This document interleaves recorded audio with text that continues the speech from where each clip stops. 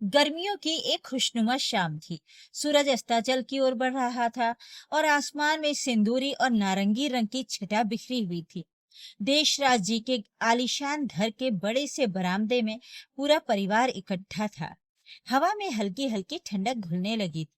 हाथ में चाय के कप लिए घर के सभी सदस्य वहां मौजूद थे और आपस में हंसी मजाक तथा रोजमर्रा की बातें कर रहे थे। तभी बातों बातों में घर के खर्चों और भविष्य की योजनाओं का जिक्र छिड़ गया। माहौल को सामान्य देखकर घर की बहू जीविशा ने अपनी तरफ से इन्वेस्टमेंट को लेकर एक छोटा सा सुझाव दिया। जीविशा अभी अपनी बात पूरी भी नहीं कर पाई थी कि अचानक पूरे बरामदे में ठहाकों की गूंज सुनाई दी। घर के सब लोगों ने उस पर जोर जोर से हंसना शुरू कर दिया। औरत बुद्धि से कहाँ काम लेती है, भला इनसे क्या सुझाव लेना, दिमाग तो इनमें होता नहीं है, बस बैठे बैठे मुंह हिला देती हैं। केशव अपनी पत्नी जीविशा पर व्यंग्यात्मक रूप से हंसते हुए बोला। उसके चेहरे पर एक अजीब सा अहंकार और उपहास का भाव था। जीविशा को केशव का ये व्यवहार बहुत बुरा लगा, लेकिन उसने खुद को संभाला। उसने बहुत ही शांत और शालीन लहजे में कहा, आप ऐसे कैसे बात कर रहे हैं? मैंने कुछ गलत तो नहीं कहा ना? सिर्फ इतना ही तो कहा है मैंने कि मैं अभी अभी नौकरी पर लगी हूँ, तो अपनी पहली सैलरी से एक आरडी करवा लेती हूँ। पैसा सेव ही तो होगा। आखिर बचत करना गलत कैसे हो सकता है? भविष्य में ये पैसा हमारे ही काम आएगा। ये भी तो एक तरह का सुरक्षित इन्वेस्टमेंट ही है ना? जीविशा ने केशव को समझाने का पूरा प्रयास किया। भला क्या कमी है तुम्हारे पास पैसों की, जो बैठे बैठे फालतू की चीजों में दिमाग लगाती रहती हो? तुम जब भी पैसे मांगती हो, मैं तुम्हें बिना किसी सवाल के दे देता हूं ना। फिर क्या कमी रह गई जो तुम हमें निवेश की सलाह दे रही हो? तुमसे इस घर में किसी ने सलाह मांगी है क्या? और वैसे भी तुम्हारी सैलरी बैंक अकाउंट में ही आएगी ना, फिर उसे अलग से आरडी में क्यों फंसा रही हो? चुपचाप अपने घर के कामों में ध्यान दो, वो तुम्हारे लिए ज्यादा जरूरी है। इन्वेस्टमेंट और फाइनेंस संभालना हमारा डिपार्टमेंट है और हम पुरुषों को इसे अच्छे से संभालना आता है। तुम अपना औरतों वाला डिपार्टमेंट संभालो और रसोई तक सीमित रहो। केशव ने जीविशा का अपमान करते हुए और अपनी आवाज को थोड़ा ऊंचा करते हुए कहा। हाँ, कितनी बार समझाया है इसे, पर इसे तो कुछ समझ में आता ही नहीं। बैठे बैठे बस फालतू की चीजों में दिमाग लगाती रहती है, जिसका इसके जीवन से कोई लेना देना ही नहीं है। अब बताओ, अपने ससुर जी से रोज सुबह बैठकर राजनीति और बजट के बारे में बातें करती है, जैसे बहुत बड़ी ज्ञानी हो। अरे, औरतों को क्या समझ इन सब गंभीर चीजों की? लेकिन नहीं, इसे तो सबको साबित करना है कि भैया हम तो बहुत बुद्धिमान हैं, हमें दुनिया का सारा ज्ञान है। ढंग से तो घर इससे संभलता नहीं, बस आदमियों से बराबरी करनी है। अब नौकरी करना चाहती है, शौक से नौकरी करे, पर नहीं, यहाँ पर भी अपना फालतू का दिमाग लगाएगी।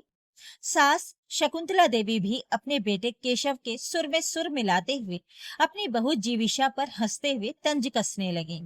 तभी केशव की छोटी बहन अनन्या भी इस बहती गंगा में हाथ धोने से पीछे नहीं रही। वो हाथ में मोबाइल लिए हुए मुस्कुराई और बोली, भैया आप लोग भी कहाँ भाभी को समझाने बैठ गए, इन्हें फाइनेंस की बिल्कुल भी नॉलेज नहीं है। मेरी सहेली की भाभी अभी नई नई शादी करके आई है, पर क्या शानदार और लाजवाब खाना बनाती हैं। हर दिन नई नई डिशेस बनाती हैं। और एक मेरी भाभी को देख लो, बस किसी तरह काम चलाऊ खाना बना देती हैं। इनसे अभी जरा ट्रेंडिंग फैशन या लेटेस्ट मेकअप की बात करो तो इन्हें ये भी नहीं पता होगा। बताओ, कंसीलर और फाउंडेशन का फर्क तक नहीं पता इनको, जबकि ये तो हर लड़की के काम की चीजें हैं। मुझे तो यही सोच सोचकर हंसी आ रही है कि भाभी बिना ढंग के मेकअप और ग्रूमिंग के ऑफिस कैसे जाएंगी, वहां लोग क्या कहेंगे? अनन्या ने खिलखिलाते हुए जीविशा का मजाक उड़ाया। जीविशा ने अनन्या की तरफ देखा। उसकी आंखों में थोड़ी मायूसी थी, लेकिन आत्मसम्मान की चमक अब भी बाकी थी। उसने कहा, अनन्या, मैं मानती हूँ कि मुझे इन सब चमक दमक और मेकअप की चीजों का इतना ज्ञान नहीं है, क्योंकि मैं शुरू से ही सादगी पसंद रही हूँ। मेरे माता पिता ने मुझे बाहरी सुंदरता से ज्यादा आंतरिक विचारों को समृद्ध करना सिखाया है। पर फिर भी मैं इस घर को अपनी तरफ से पूरी तरह संभाल ही रही हूं ना। माना कि मुझे खाने में फ्रेंच या इटालियन डिशेज बनाना नहीं आता, पर मैं अपनी तरफ से जो भी बनाती हूँ पूरे दिल से बनाती हूँ। और तुम लोगों को कभी भूखा तो नहीं रखती। और तुम सबको ऐसा क्यों लगता है कि औरतें इन्वेस्टमेंट, बजट या देश की राजनीति के बारे में बात नहीं कर सकती? सोचने, समझने और चीजों को परखने की क्षमता तो भगवान ने महिलाओं को भी दी है।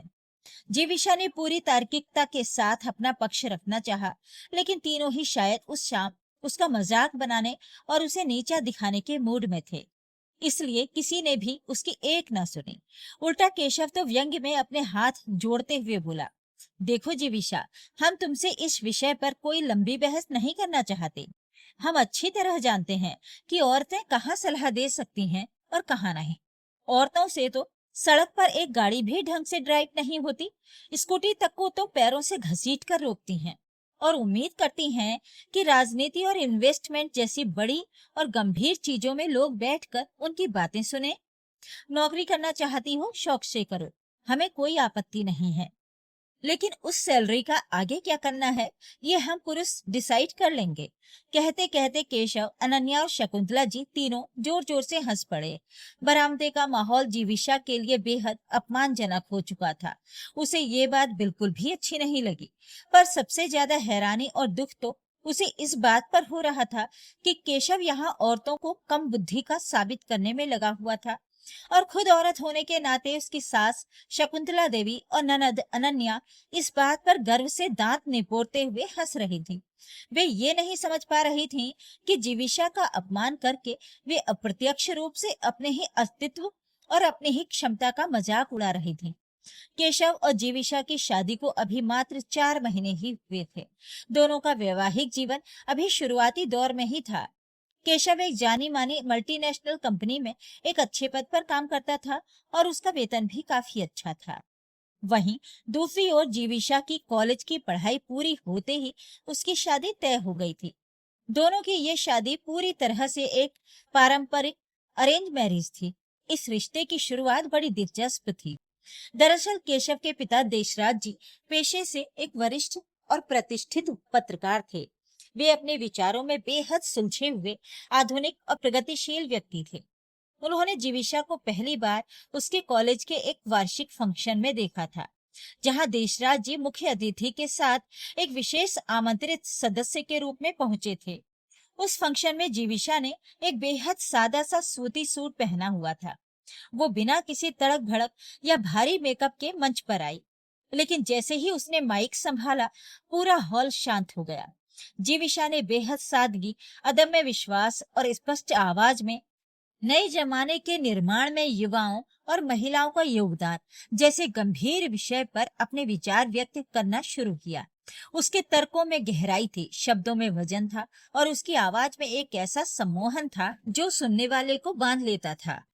उसे इतने आत्मविश्वास और सादगी के साथ मंच पर बोलते देखकर देशराज जी को वो पहली नजर में ही अपने घर की बहू के रूप में भा गई।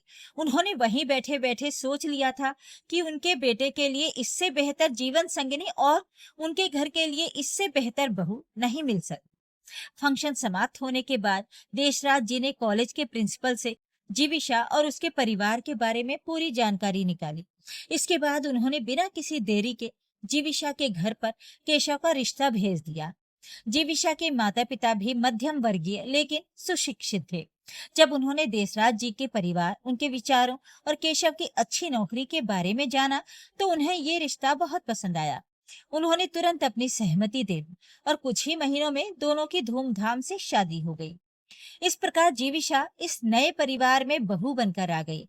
शादी के बाद जब जीविशा इस घर में आई तो धीरे धीरे उसे एहसास हुआ कि इस पूरे परिवार में ससुर देशराज जी अकेले ही ऐसे शख्स थे जो काफी प्रगतिशील और सुलझे हुए विचारों के थे। देशराज जी का दृढ़ विश्वास था कि महिला सशक्तिकरण सिर्फ महिलाओं को आधुनिक कपड़े पहनने, ओढ़ने या सहेलियों के साथ बाहर घूमने की आजादी देने तक सीमित नहीं है। उनके अनुसार वास्तविक महिला सशक्तिकरण तो वो है जब महिलाएं घर और समाज के हर छोटे बड़े मुद्दे पर पुरुषों के बराबर बैठकर खुलकर बात कर सकें, अपने वित्तीय निर्णय खुद ले सकें। वे इसे एक वैचारिक क्रांति मानते थे। देश राज्य हमेशा से अपनी बेटी अनन्या को भी ऐसा ही वैचारिक रूप से मजबूत और आत्मनिर्भर बनाना चाहते थे, पर अनन्या को इन सब गंभीर बातों में कोई खास रुचि नहीं थी। उसका पूरा दिन इंस्टाग्राम रील्स देखने, नए नए कपड़े खरीदने, सजने संवरने और सहेलियों के साथ गपशप करने में ही बीत जाता था। वहीं दूसरी तरफ सास शकुंतला जी पुरानी रूढ़िवादी सोच की थी, जिनका मानना था कि बहू बेटियों का काम सिर्फ चौका बर्तन संभालना और पुरुषों की हाँ में हाँ मिलाना है। यही कारण था कि जब जीविशा इस घर में आई तो देशराज जी को अपने विचारों को साझा करने के लिए एक योग्य साथी मिल गया। अब रोज सुबह का एक नियम बन गया था। देश राज्य सुबह का अखबार पढ़ने के बाद बरामदे में बैठकर जीविशा से देश दुनिया के किसी न किसी मुद्दे पर चर्चा जरूर करते थे।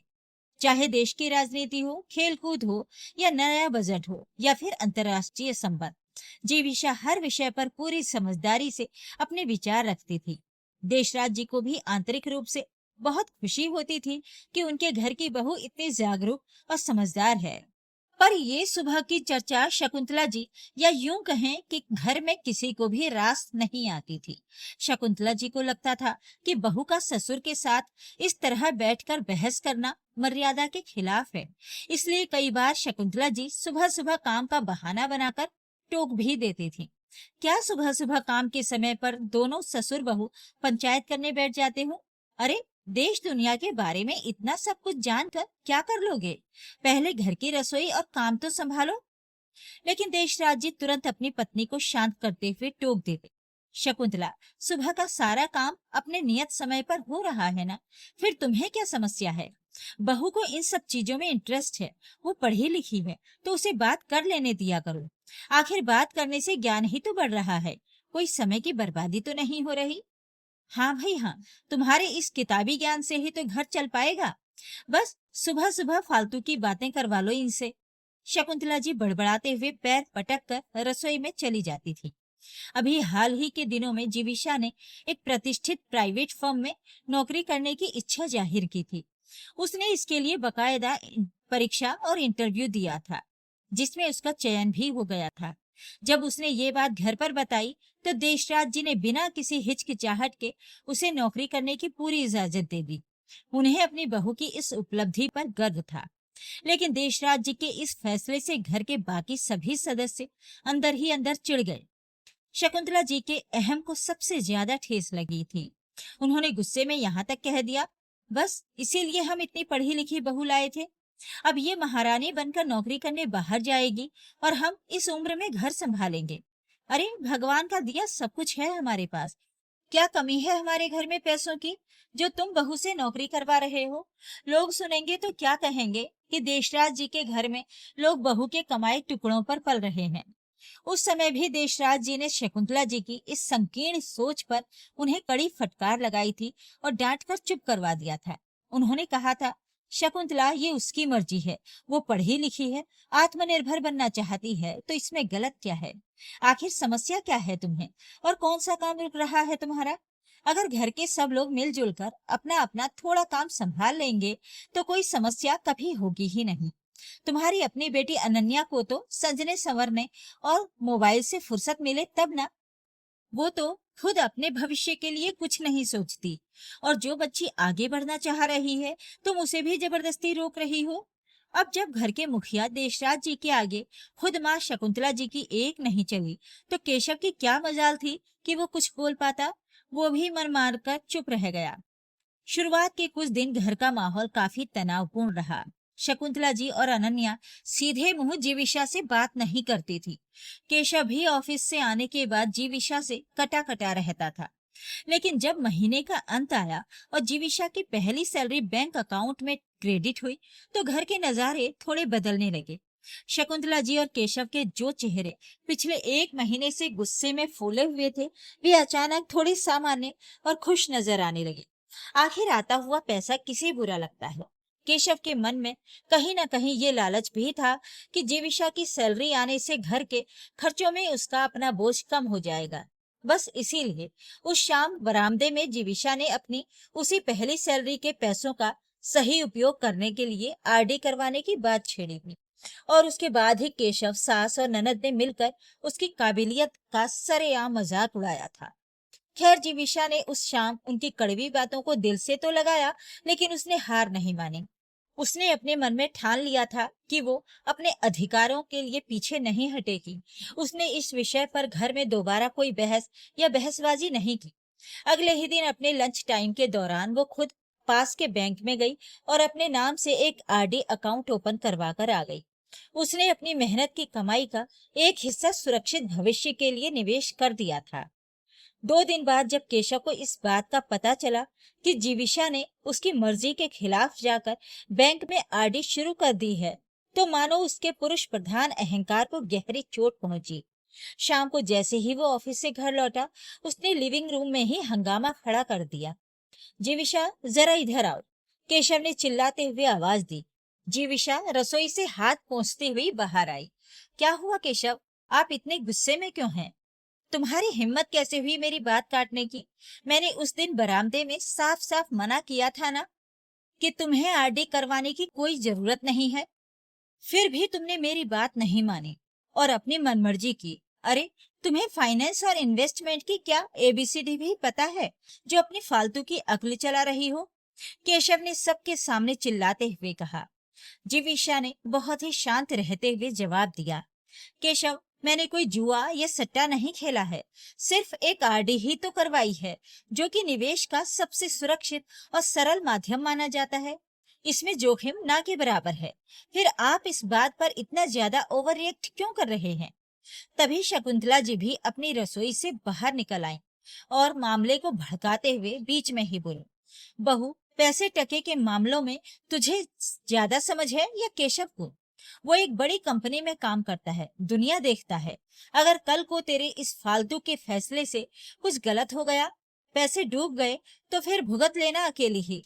जो एक बार बड़े बूढ़ों के कहने पर तुझे बात समझ में नहीं आती। अरे, ये बैंक कचहरी और पैसों के जोड़ घटाव का काम औरतों के बस की बात नहीं है। चुपचाप घर संभालो। अरे, तो क्या हो गया जो बात का इतना बतंगड़ बना रहे हो तुम लोग? एक छोटी सी आरडी ही तो करवाई है उसने, और वो अपने पैसों का फैसला खुद क्यों नहीं ले सकती?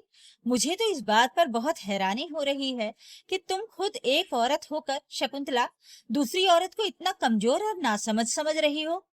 अचानक घर के मुख्य दरवाजे से देशराज जी की कड़कदार आवाज गूंजी। वे अभी अभी अपनी शाम की सैर से लौटे थे और उन्होंने बाहर खड़े होकर ही सारी बातें सुन ली थी। देशराज जी आगे आए और सोफे पर बैठते हुए बोले। हमारी दुनिया कहाँ से कहाँ पहुंच गई है। औरतें आज अंतरिक्ष में चांद तक पहुंच रही हैं, देश की सेनाएं संभाल रही हैं, कारपोरेट जगत चला रही हैं, और हमारे घर में औरतें अभी तक सिर्फ इसी बात में लगी हुई हैं कि रसोई कैसे संभालनी है और बहू को आगे बढ़ने से कैसे रोकना है। बस इन्हीं रूढ़िवादी बातों में दिमाग लगा रही हैं। पर पापा, एक बार मुझे बताना तो चाहिए था ना। इस तरह बिना बताए घर में मनमर्जी करना कहाँ तक सही है? क्या मेरा उसकी लाइफ पर कोई अधिकार नहीं है? केशव ने थोड़ा धीमे स्वर में लेकिन अपनी बात पर अड़े रहते हुए कहा। 1 मिनट केशव, मेरी बात ध्यान से सुनो। देशराज जी ने हाथ उठाकर केशव को बीच में ही रोका। उसने उस दिन शाम को बरामदे में हम सबके सामने अपनी योजना बताई थी। उसने बकायदा तुम लोगों से बात साझा की थी, पर तुम लोगों ने क्या किया? तुम सब ने मिलकर उसका मार्गदर्शन करने के बजाय उसका बेरहमी से मजाक उड़ाया, उसे नीचा दिखाया। ये सैलरी उसकी अपनी कड़ी मेहनत की है। उसने पूरा महीना ऑफिस में पसीना बहाया है, तब जाकर ये पैसा मिला है। इसलिए कानूनी और नैतिक दोनों रूप से ये निर्णय पूरी तरह उसी का होगा कि उसे इस पैसे का क्या करना है। देशराज जी ने आगे कहा, और जहां तक समझ की बात है, तो इतनी समझ उसमें कूट कूट कर भरी है कि पैसा कैसे बचाया जा सकता है और उसका सही उपयोग कैसे किया जाता है। मुझे तो उसके इस फैसले में दूर दूर तक कोई गलती नजर नहीं आ रही है। फिर तुम क्यों उसे जबरदस्ती रोक रहे हो? याद रखो, औरतों में भी पुरुषों के बराबर ही, बल्कि कई मामलों में उनसे भी ज्यादा समझ होती है। उन्हें भी हर चीज का ज्ञान होता है। पर हम पुरुषों की सदियों पुरानी गंदी आदत क्या बन चुकी है कि हम उन्हें सिर्फ घर की चार दीवारी तक सीमित कर देते हैं। आज खाने में क्या बनाया है, कपड़े धुले हैं या नहीं, बस इसी दायरे में उन्हें कैद रखना चाहते हैं, जबकि उनकी मानसिक क्षमता हमारे बराबर ही होती है। देशराज जी की आंखें अब शकुंतला जी और अनन्या पर टिक गईं, जो चुपचाप कोने में खड़ी थी। उन्होंने कहा, हाँ, ये अलग बात है कि कुछ औरतें अपनी इस क्षमता को समझती हैं और आगे बढ़ती हैं, जैसे जीविशा कर रही है। और कुछ औरतों को दुनियादारी और अपने अधिकारों से कोई लेना देना ही नहीं होता। बस उन्हें हमेशा दूसरों पर निर्भर बनकर रहने की आदत हो चुकी होती है। उन्हें लगता है कि कोई पुरुष ही आकर उनके सारे फैसले लेगा। लेकिन याद रखना, जब जीवन में कोई अचानक बड़ी मुसीबत पड़ती है, तो सबसे पहले उन्हीं आत्मनिर्भर न रहने वाली औरतों के हाथ पैर कांपते हैं। इसलिए केशव, अपनी इस संकीर्ण सोच को बदलो और अपनी पत्नी के फैसलों का सम्मान करना सीखो। पिता देशराज जी के इस तार्किक और कड़े रुख के सामने केशव बिल्कुल निरुत्तर हो गया। उसके पास बोलने के लिए कोई शब्द नहीं बचे थे। वो अपना सा मुंह लेकर चुपचाप अपने कमरे में चला गया। शकुंतला जी भी पैर पटकती हुई अंदर चली गई। जीविशा की आंखों में अपने ससुर के प्रति सम्मान और कृतज्ञता के आंसू आ गए। समय अपनी गति से बीतता रहा। इस घटना के करीब 1.5 महीने बाद ही देशराज जी के परिवार पर अचानक एक बहुत बड़ी मुसीबत आ पड़ी। देशराज जी को अचानक दिल का दौरा पड़ा। घर में कोहराम मच गया। शकुंतला जी रोने बिलखने लगी और हमेशा मोबाइल में व्यस्त रहने वाली अनन्या के तो हाथ पैर पूरी तरह फूल गए। उसे समझ ही नहीं आ रहा था कि क्या किया जाए। केशव तुरंत एम्बुलेंस बुलाकर देशराज जी को शहर के एक बड़े प्राइवेट अस्पताल ले गया। जीविशा भी अपने ऑफिस से छुट्टी लेकर सीधे अस्पताल पहुंची। डॉक्टरों ने जांच के बाद बताया कि देशराज जी की हालत काफी गंभीर है और उनका तुरंत एंजियोप्लास्टी करना होगा, जिसके लिए तुरंत 3 लाख रुपए की आवश्यकता थी। अस्पताल के काउंटर पर खड़े केशव के पसीने छूट रहे थे। महीने का अंत था और उसने हाल ही में एक नया महंगा गैजेट और गाड़ी की किस्त भरी, जिसके कारण उसका बैंक अकाउंट लगभग खाली था। उसने अपने कुछ दोस्तों को फोन मिलाया, लेकिन इतनी जल्दी इतनी बड़ी रकम का इंतजाम होना मुश्किल लग रहा था। शकुंतला जी अस्पताल के गलियारे में बैठकर भगवान से प्रार्थना कर रही थी और रो रही थी। अब क्या होगा? अगर पैसों का इंतजाम नहीं हुआ तो अनर्थ हो जाएगा। केशव को बेहद परेशान और बेबस देखकर जीविशा उसके पास आई। उसने केशव के कंधे पर हाथ रखा और कहा, केशव, आप प्लीज पैनिक मत होइए। पापा के इलाज में पैसों की वजह से कोई देरी नहीं होगी। आप ये चेक लीजिए। जीविशा ने अपने बैग से एक चेकबुक निकाली और अस्पताल के काउंटर पर 3 लाख रुपए का चेक साइन करके दे दिया। केशव ने हैरान होकर जीविशा की तरफ देखा। जीविशा, तुम्हारे पास इतने पैसे कहाँ से आए? तुम्हारी नौकरी को तो अभी कुछ ही महीने हुए हैं। जीविशा ने शांति से जवाब दिया, केशव, ये मेरी उसी आरडी और कुछ अन्य म्यूचुअल फंड्स के पैसे हैं, जो मैंने अपनी सैलरी और शादी से पहले की बचत से बचाकर रखे थे। जब आप लोग मेरा मजाक उड़ा रहे थे, तब मैं चुपचाप अपने भविष्य को सुरक्षित कर रही थी। आज पापा हमारे बीच एक संकट में हैं और ये पैसा उन्हीं के काम आ रहा है। निवेश सिर्फ पुरुषों का डिपार्टमेंट नहीं होता केशव, ये हर उस इंसान का कर्तव्य है जो अपने परिवार से प्यार करता है। ये सुनकर केशव की आंखों में आंसू छलक पड़े।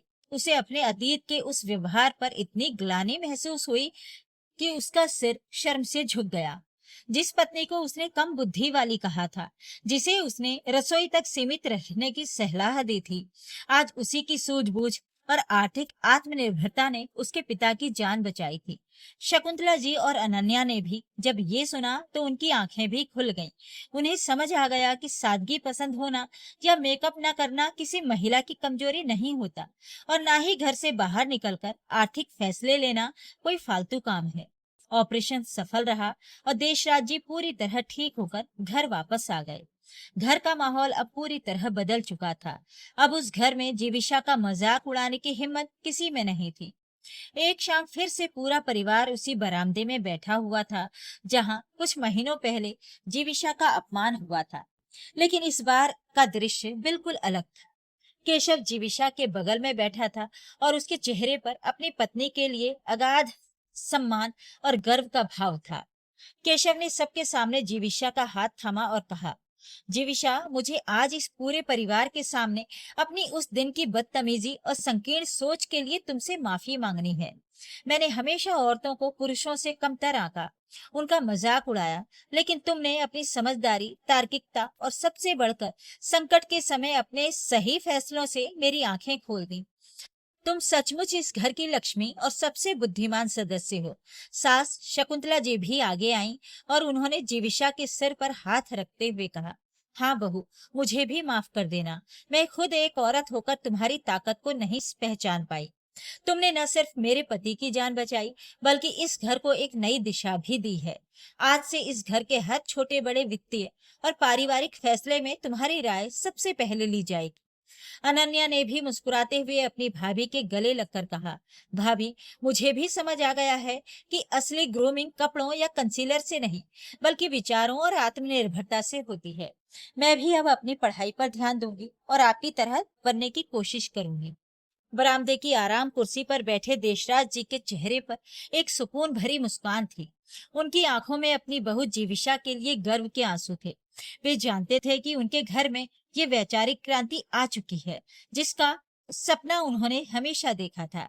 जीविशा ने अपने मौन, अपने तर्कों, अपने कर्मों से अहंकार को हराकर अपने स्वाभिमान की एक नई और अटूट राह तैयार कर ली थी। तो ये थी आज की कहानी। इस कहानी के बारे में अपनी राय कमेंट करके जरूर बताइएगा। वीडियो को लाइक करें, शेयर करें और मेरे चैनल को सब्सक्राइब भी जरूर कर लीजिएगा। धन्यवाद।